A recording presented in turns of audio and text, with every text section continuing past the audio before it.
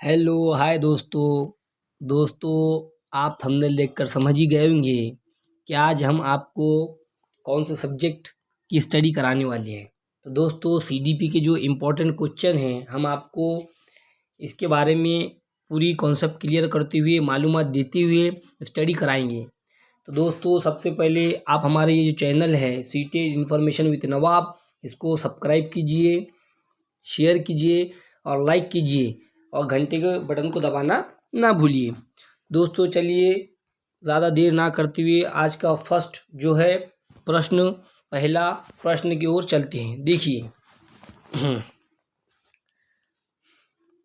विकास खाली जगह से खाली जगह की ओर बढ़ता है। क्वेश्चन देखिए, विकास खाली जगह से खाली जगह की ओर बढ़ता है।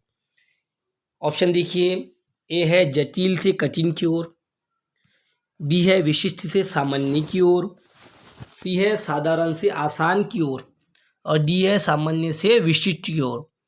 तो दोस्तों इसका सही जो उत्तर हो जाएगा सामान्य से विशिष्ट की ओर।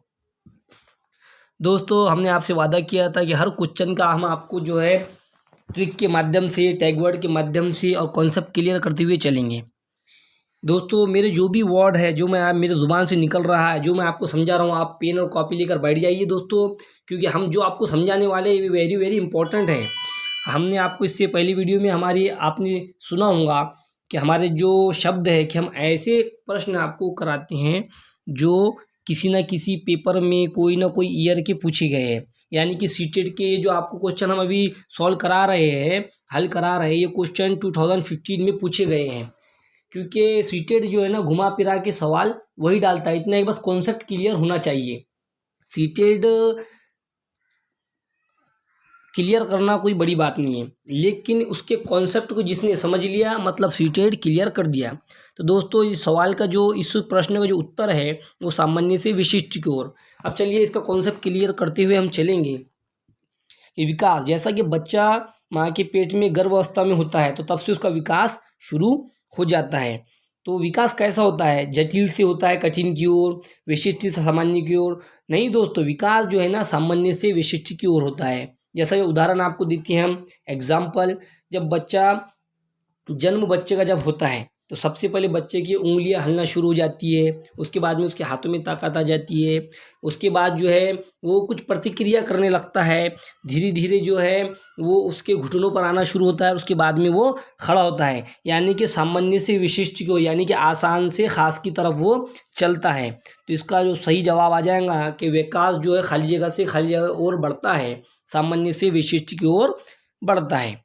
चलिए दोस्तों नेक्स्ट क्वेश्चन, सेकंड प्रश्न हमारा, पियाजे के अनुसार 2 से 7 वर्ष के बीच एक बच्चा संज्ञानात्मक विकास की खलियावस्था में है। पियाजे के अनुसार 2 से 7 वर्ष के बीच एक बच्चा संज्ञानात्मक विकास की खलियावस्था में है। देखिए दोस्तों सबसे पहले मैं आपको ये बताना चाहूँगा कि पियाजे ने जो है 5 संज्ञानात्मक अवस्था, यानी कि पियाजे का जो सिद्धांत है, ये संज्ञानात्मक विकास का सिद्धांत पियाजे ने दिया है। ये आप नोट करते हुए चलिए, पियाजे का जो सिद्धांत है संज्ञानात्मक विकास का सिद्धांत है। तो इसमें उसने 4 अवस्था बताई गई है। पहले हम आपको इसका उत्तर बता देते हैं कि 2 से 7 वर्ष के बीच जो है संज्ञानात्मक अवस्था का विकास जो है किस अवस्था में होता है? वो होता है पूर्व संज्ञानात्मक अवस्था, यानी कि जो है दूसरी स्टेप है। पहली अवस्था कौन सी है? संवेदी गामक या संवेदी गतिक लिखा हुआ है इसमें, या आपको इंद्रिय गामक अवस्था भी उसे कहते हैं। पहली आपको सीक्वेंस में आपको बता देता हूँ सीक्वेंस वाइज, संवेदी गामक अवस्था, दूसरा पूर्व संकीर्णात्मक अवस्था, तीसरा मूर्त संकीर्णात्मक अवस्था और चौथा औपचारिक संकीर्णात्मक अवस्था। तो दोस्तों औपचारिक को जो है मूर्त संकीर्णात्मक अवस्था या अमूर्त संकीर्णात्मक अवस्था भी कहते हैं। ठीक है दोस्तों, पियाजे जो है ये आपका बहुत महत्वपूर्ण टॉपिक है, इस पर भी आप जो है ज़्यादा जोर दीजिए। चलिए नेक्स्ट क्वेश्चन, शेषवकाल की अवधि है। शेषवकाल यानी कि सीडीपी, देखिए दोस्तों ये जो क्वेश्चन है, ये जो प्रश्न है सीटेट का पसंदीदा प्रश्न है। इसके बारे में मतलब पूछता ही पूछता है, शेष अवस्था, बाल्यावस्था अवस्था के बारे में पूछता है, उसके जो है वर्ष पूछता है कि ये अवस्था कौन सी वर्ष से कब तक है। तो दोस्तों शेष अवस्था की अवधि जो है इसमें ऑप्शन दिए गए हैं 4। तो मैं आपको डायरेक्टली आंसर बता देता हूँ। शेष अवस्था की अवधि जन्म से 2 वर्ष तक है, जन्म से 2 वर्ष तक है। और दोस्तों बाल्य अवस्था की जो 2 वर्ष से 7 वर्ष तक है। शेष अवस्था यानी बच्चा जब जन्म से 2 वर्ष तक जो उसका काल रहता है वो शेष वो काल भी उसे कहते हैं। तो इसका जो आंसर हो जाएगा जन्म से 2 वर्ष। देखिए दोस्तों तीसरा थर्ड ऑप्शन क्वेश्चन, एक औसत बुद्धि वाला बच्चा यदि भाषा को पढ़ने एवं समझने में कठिनाई प्रदर्शित करता है तो ये संकेत देता है कि बच्चा खाली जगह की लक्षण प्रदर्शित कर रहा है। ऑप्शन लेखन अक्षमता, सेकंड ऑप्शन गणितीय अक्षमता जिसे डिसकैलकुलिया भी कहते हैं, तीसरा गणित समन्वय अक्षमता जिसे डिस्प्रैक्सिया कहते हैं, चौथा पठन अक्षमता। देखिए दोस्तों ये जो क्वेश्चन है ये जो बताया गया है जैसा डिस्ग्राफिया, डिसकैलकुलिया, डिस्प्रैक्सिया, डिसलेक्सिया, ये भी जो बहुत महत्वपूर्ण टॉपिक है। हर साल सीटेट में कोई एक ना एक क्वेश्चन मतलब पूछता ही है। अभी तो ऑनलाइन एग्ज़ाम हो रहा है, सीबीएसई टेस्ट हो रहा है, तो ऐसा समझ के चलिए कि कोई ना कोई सेट में ज़रूर आएगा, मतलब आएगा 100% गारंटी से आएगा। तो देखिए हम कॉन्सेप्ट क्लियर करते हुए चलेंगे।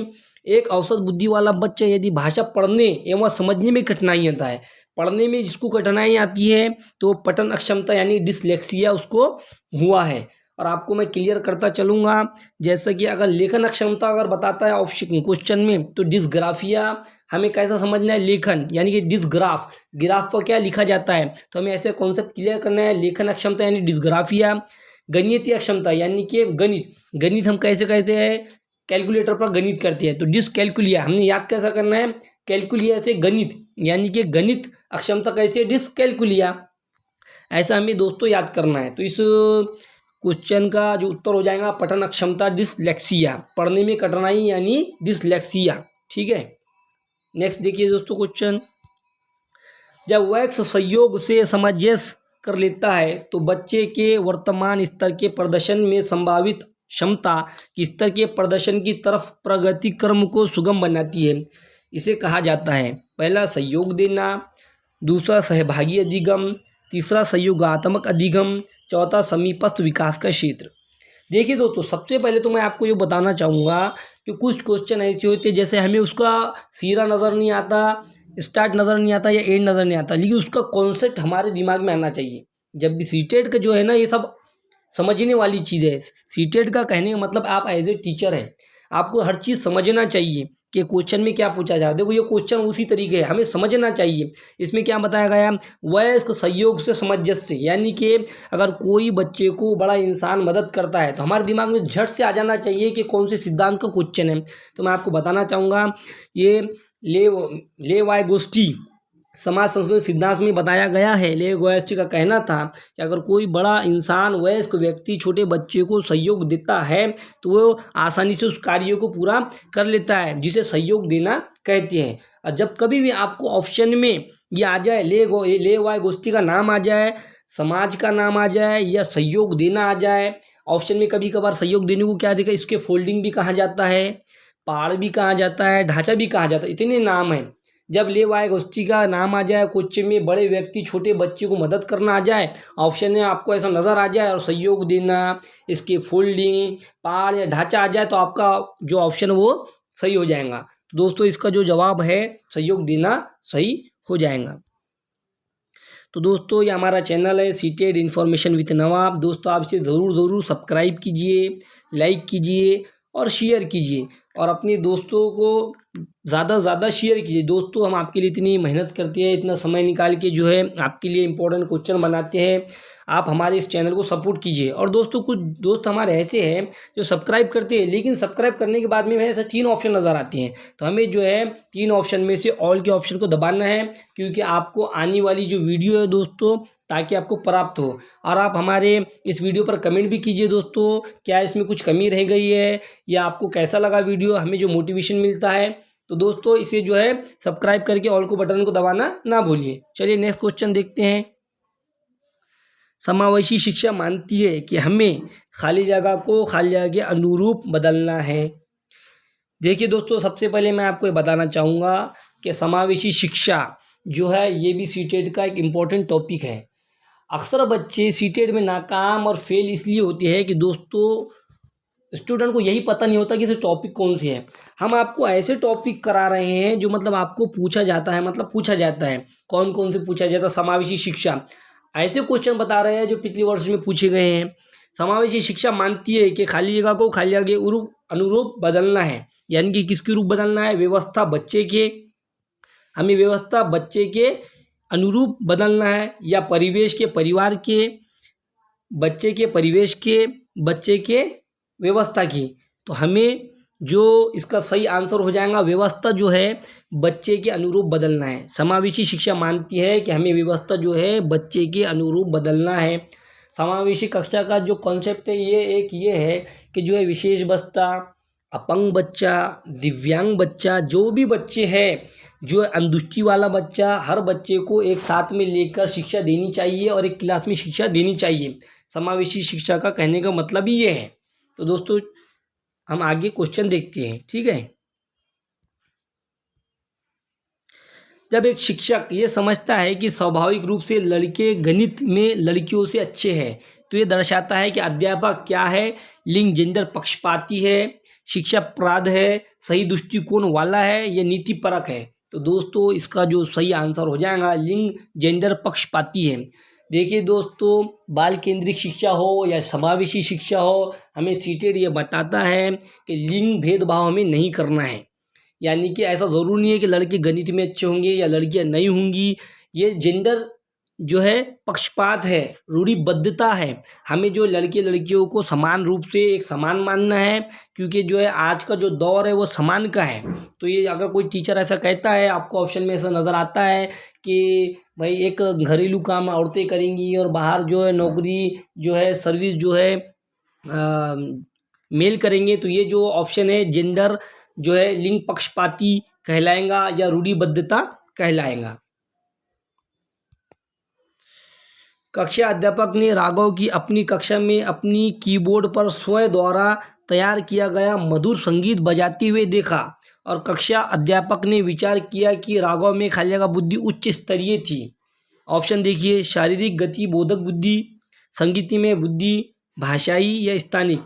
तो दोस्तों मैंने आपको पहले ही बोला, जो सीटेड में लॉन्ग बड़े बड़े क्वेश्चन आते हैं, हमें क्वेश्चन की जो समझना है वो क्वेश्चन क्या कहना चाहता है। अब हमें जैसा ये क्वेश्चन है, हमारे दिमाग के जो लाइट ऐसे जलने चाहिए कि क्या बोलना चाह रहा है। तो ये क्वेश्चन में जो है क्या बताया गया है, जो संगीत बजाते हुए देखा कि अध्यापक ने वो विचार किया कि राघव में खाली जगह बुद्धि उच्च स्तरीय है। सबसे पहले मैं आपको बताना चाहूँगा, बुद्धि जो है, बुद्धि का सिद्धांत किसने दिया, हावर्ड गार्डनर ने दिया। आप जो है नोट करते हुए चलिए, बुद्धि का सिद्धांत हावर्ड गार्डनर ने दिया। जो है 9 प्रकार की जो है बुद्धि बताई। उसमें कैसा बताया, शारीरिक गति बोधक बुद्धि, यानी कि जो है क्रिकेटर में होती है, बिल्डरों में होती है। संगीतीय बुद्धि, यानी कि जो लोग अच्छी, जिसकी मधुर आवाज़ होती है उसमें होती है। भाषाई बुद्धि जिसमें होती है वो कवि बनते हैं। स्थानिक बुद्धि जिसमें होती है वो जो आर्किटेक्चर, जो इंजीनियर, सिविल इंजीनियर बनते हैं। इसमें क्या बताया गया है कि कीबोर्ड पर स्वयं द्वारा तैयार किया गया मधुर संगीत, यानी कि जो मधुर संगीत बजाते हुए अध्यापक को ऐसा लगता है कि उच्च स्तरीय इसमें बुद्धि है। तो कौन सी है, मधुर संगीत बताया गया है, तो संगीत ही है, यानी कि लड़के में जो संगीत की बुद्धि है। हावर्ड गार्डनर ने वैसे 9 तरीके की बुद्धि बताई है, आपको ध्यान में रखना है। देखिए नेक्स्ट क्वेश्चन, बाल केंद्रित शिक्षा में शामिल है। बाल केंद्रित शिक्षा में शामिल है बच्चों का एक कोने में बिठाना, प्रतिबंधित परिवेश में अधिगम, वे गतिविधियां जिनमें खेल शामिल नहीं होते, बच्चों के लिए हस्तप्रत गतिविधियां। तो दोस्तों बाल केंद्रित शिक्षा में इसका जो आंसर सही हो जाएगा, बच्चों के लिए हस्तप्रत गतिविधियां। कहने का मतलब क्या है, बाल केंद्रित शिक्षा का कहना यही है कि बच्चों को कोई ना कोई कार्य में आप लगाते रहे, बच्चा स्वयं से जो चीज़ करता है। और सीटेड का भी कहने का मतलब यही है कि जो भी कार्य बच्चे खुद अपने हाथों से करते हैं, हस्तपरक यानी कि अपने खुद से करते हैं, जो है वो अच्छी तरीके से सीखते हैं। बाल केंद्रित शिक्षा का भी कहना यही है कि बच्चों को जो है एक्टिव रखिए, हमेशा गतिविधियों में रखिए। तो इसका जो सही जवाब हो जाएगा, सही उत्तर हो जाएगा, बच्चों के लिए हस्तपरक गतिविधियाँ। नेक्स्ट क्वेश्चन, मध्य बाल्यावस्था में भाषा खाली जगह के बजाय खाली जगह अधिक है। ऑप्शन सामाजिकृत अहम केंद्रिता, सेकंड जीववादी सामाजिकृत, परिपक्व अपरिकृत, चौथा अहम केंद्रित सामाजिकृत। तो जो दोस्तों इसका जो सही ऑप्शन हो जाएगा फर्स्ट सामाजिकृत अहम केंद्रिता। क्योंकि दोस्तों मध्य बाल्यावस्था जो रहती है बीच की अवस्था है, इसमें बच्चा जो है समाजीकरण में अपने दोस्तों से दोस्ती लगाता है, बाहर घूमता फिरता है, उसे समाज से ज़्यादा लगाव हो जाता है।